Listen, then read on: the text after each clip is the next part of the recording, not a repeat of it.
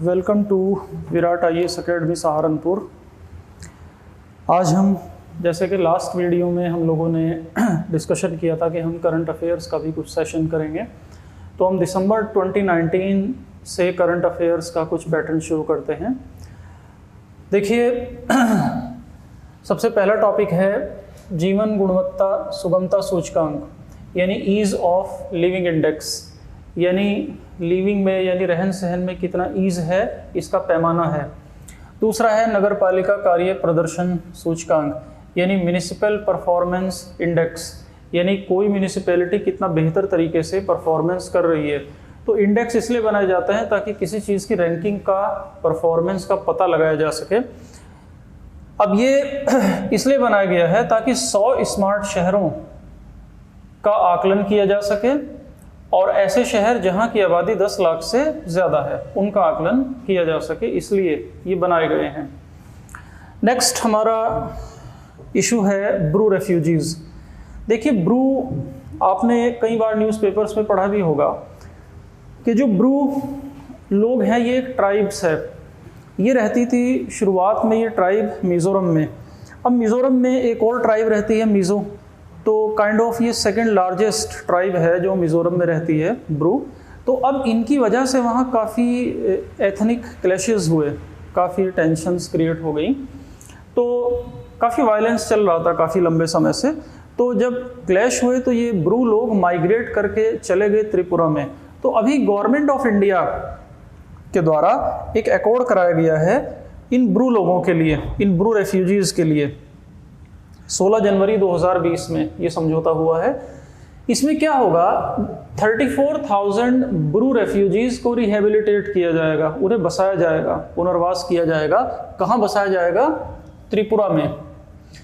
और अब क्योंकि काफ़ी पुअर कंडीशंस में हैं तो हर फैमिली को 4 लाख रुपये दिए जाएंगे और इसके अलावा मंथली एक स्टाइपेंड मिलेगा, एक हेल्प मिलेगी 5,000 रुपये की, और ये 2 साल तक दी जाएगी। और इनको एक और इम्पॉर्टेंट चीज़ इन्हें दी जाएगी, इन्हें ट्राइबल स्टेटस दिया जाएगा, यानी जनजाति का दर्जा। जो लाभ ट्राइब्स को मिलते हैं सब इन ब्रू लोगों को मिलेंगे। तो काफ़ी इम्पॉर्टेंट एक नाम है ब्रू, याद रखिएगा। नेक्स्ट है, देखिए जो असम है, इंडिया का असम स्टेट काफ़ी वायलेंट है, सेपरेटिस्ट टेंडेंसीज़ हैं, अलगाववादी प्रवृत्तियाँ विद्यमान हैं। तो असम में एक बहुत बड़ा ग्रुप है बोडो लोग असम के मैदानी वाले एरिया में रहते हैं और काफ़ी वायलेंस हो रहा है, बोडो लोग कर रहे हैं, उनकी डिमांड्स हैं, सेपरेशन की डिमांड है। तो अभी बोडो लोगों का भी कोई एक ग्रुप नहीं है। बोडो लोगों के 3 मेन संगठन हैं। इनका सबसे बड़ा संगठन शुरुआत में बना था NDFB, national democratic front of Bodoland. तो अब NDFB के फिर 3 फैक्शन हो गए। अभी 3 मेन संगठन है NDFB के, यानी ये टूट गया था।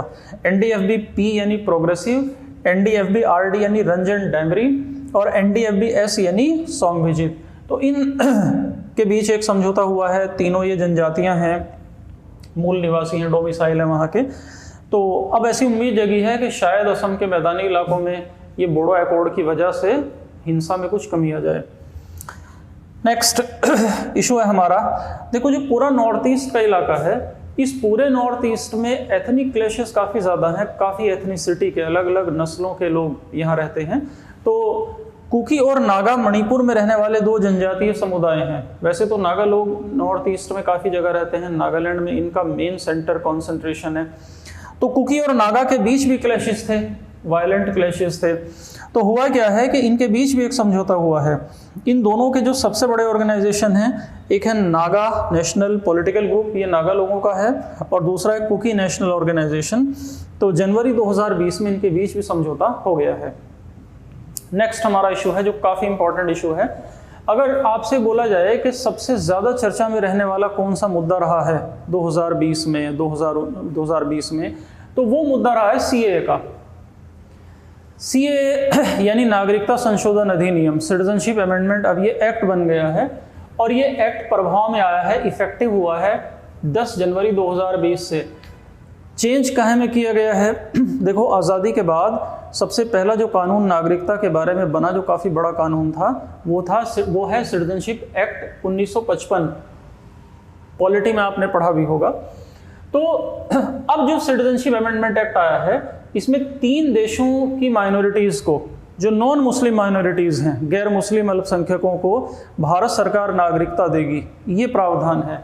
और ये 6 धार्मिक अल्पसंख्यक हैं मुसलमानों को छोड़कर, अफगानिस्तान के, पाकिस्तान के, बांग्लादेश के। और इसी वजह से इसका काफ़ी विरोध हुआ, काफ़ी विवादित ये कानून रहा इंडिया में, अभी भी चल रहा है। तो ये बोला गया है कि 31 दिसंबर 2014 या उससे पहले जो लोग इंडिया में आ गए थे इन समुदाय के, तो उन्हें नागरिकता देने पर सरकार विचार करेगी।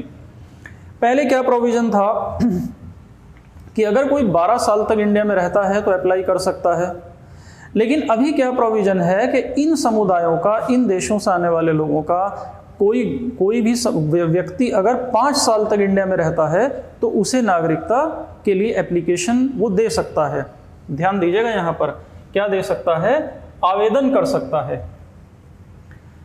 नागरिकता देना या ना देना ये फिर सरकार के गृह मंत्रालय का इशू है, लेकिन वो एप्लीकेशन दे सकता है। इसके अलावा कुछ सेक्शंस को इससे बाहर भी रखा गया इंडिया में।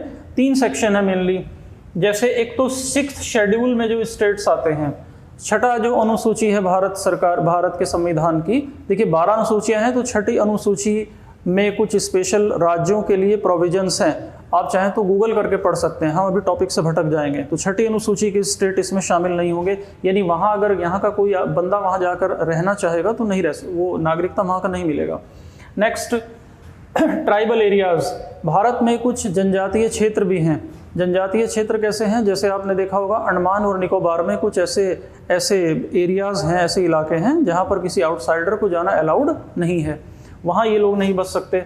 बिसाइड्स इनर लाइन परमिट वाले जो एरियाज़ हैं, अब ये इनर लाइन परमिट क्या है, देखो इनर लाइन परमिट की सिस्टम अंग्रेज़ों ने शुरू किया था। 1873 में फ्रंटियर कानून आया था और ये बोला गया था कि कुछ इलाके ऐसे होंगे जिसमें अगर आम भारतीय भी जाएगा तो उसे परमिट लेना पड़ेगा।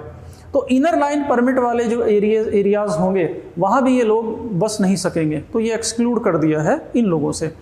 तो इनर लाइन परमिट में अगर इस समय देखिए कौन कौन से स्टेट्स आते हैं, तो इस समय मिज़ोरम आता है, अरुणाचल प्रदेश आता है, नागालैंड और मणिपुर, ये यहाँ इनर लाइन परमिट व्यवस्था लागू है। हालांकि आपने द हिंदू में या इंडियन एक्सप्रेस में कुछ समय पहले पढ़ा होगा कि मेघालय की विधानसभा ने भी इनर लाइन परमिट की व्यवस्था लागू की है, लेकिन जब तक केंद्र सरकार नहीं चाहेगी लागू नहीं होगी। तो विधानसभा ने किया है, केंद्र की मर्जी के अंतर्गत ही आएगा, जब चाहेगा तभी होगा। तो वहाँ अभी नहीं है, अभी केवल यहाँ पर है। नेक्स्ट, जो सिटीजनशिप अमेंडमेंट एक्ट है, अब इसके खिलाफ क्योंकि भारत में काफ़ी विवाद हो गया, कई स्टेट गवर्नमेंट की असेंबलीज़ ने, जैसे तेलंगाना, इन्होंने इसके विरोध में प्रस्ताव पारित कर दिए, लेकिन इसे असंवैधानिक बताकर सुप्रीम कोर्ट जाने वाला पहला स्टेट बना केरल। केरल ऐसा पहला स्टेट था जिसने 14 जनवरी 2020 को सुप्रीम कोर्ट में सिटीजनशिप अमेंडमेंट एक्ट को चुनौती दी।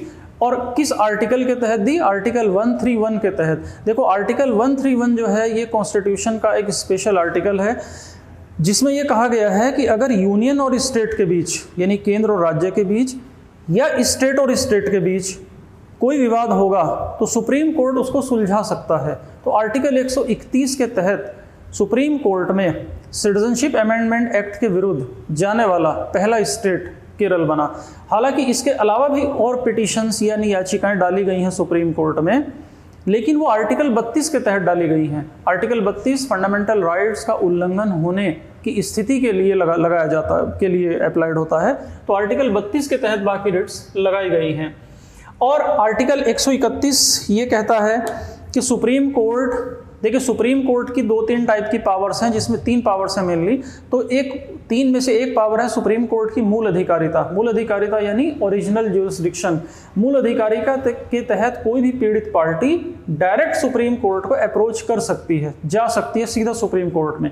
नॉर्मली सुप्रीम कोर्ट में सीधा जाने की अनुमति नहीं है। आपके यहाँ जिला अदालतें हैं, जिला अदालतों के बाद फिर हाई कोर्ट्स हैं, हाई कोर्ट से न्याय नहीं मिलता तब सुप्रीम कोर्ट में जाते हैं, लेकिन मूल अधिकारिता या ओरिजिनल ज्यूरिसडिक्शन के तहत सीधा जा सकते हैं। तो इसी वजह से केरल गवर्नमेंट सीएए के खिलाफ सीधा सुप्रीम कोर्ट में चली गई है।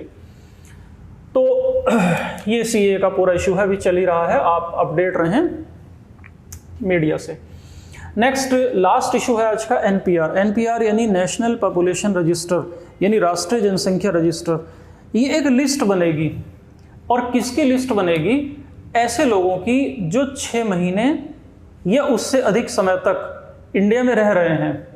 देखिए, ऐसे लोग, ऐसे निवासी, नागरिक शब्द मैंने यूज़ नहीं किया है, बल्कि निवासी यानी रेजिडेंट, चाहे वो अमेरिकन है, चाहे वो बांग्लादेशी है, चाहे वो अफ्रीकन है, चाहे वो न्यूजीलैंड है, ऑस्ट्रेलिया, किसी भी देश का है, अगर वो 6 मंथ या उससे अधिक समय से भारत में रह रहा है तो उसे एनपीआर रजिस्टर में, एनपीआर में अपना नाम लिखवाना पड़ेगा। तो ये जो एनपीआर बन रहा है ये 2021 के लिए बन रहा है, और इसमें 21 पॉइंट्स रखे गए हैं। कुछ चीज़ें पहली बार जोड़ी गई हैं, पहले भी बना है लेकिन अभी कुछ चीज़ें पहली बार जोड़ी गई हैं, जैसे माता पिता का जन्म स्थान कहाँ था, है ना, ये कुछ इस तरह की चीज़ें हैं, इसलिए इस पर भी थोड़ा सा विवाद है। और ये जो एनपीआर बनेगा ये किस कानून के तहत बनेगा? तो ये उसी नागरिकता अधिनियम 1955 के तहत बनेगा जिसमें संशोधन लाया गया था सीएए को ला करके। तो जो सिटीजनशिप अमेंडमेंट एक्ट था उसने कहे में संशोधन किया? नागरिकता अधिनियम 1955 में, और इसी नागरिकता अधिनियम 1955 के अंतर्गत ये नेशनल पॉपुलेशन रजिस्टर बनाया जाएगा। तो आज के लिए इतना ही, थैंक यू। लेकिन आप जो ये वीडियो बनाया गया है, आप चाहें तो इसको पॉज करके, हॉल्ट करके इसका नोट्स बना सकते हैं, और अभी पीडीएफ तो हम नहीं दे पाएंगे किसी कारणवश, लेकिन आप स्क्रीनशॉट ले सकते हैं। तो नेक्स्ट वीडियो तक थैंक यू।